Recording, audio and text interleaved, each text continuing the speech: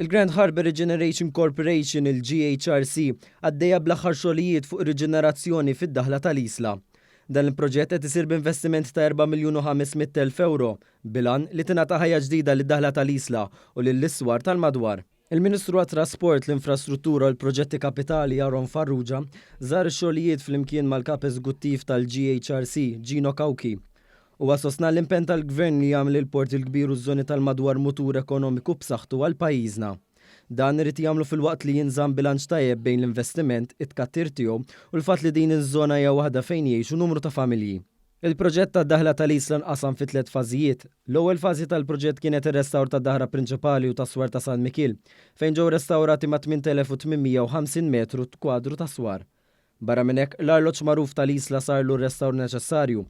Filwaqt li l-Gardjola mbniet mill-ġdid fuq l-istess daħla minħabba li kienet fi stat qawwi ta' deterjorament. Fit-tieni fażi tal-proġett il-Pjazza Mitrovic issebħet u saret ilha riġenerazzjoni meħtieġa.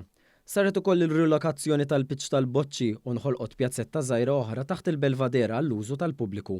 Il-proġett bħalissa jinsab fit-tielet u l-aħħar fażi fejn qed jinħolqu l-istrutturi sabiex il-pubbliku jkollu aċċess għall-Belvader. Finalment qed jinbena visitor center u qed jiġi installat lift għall-użu tal-persuni bi problemi ta' mobilità.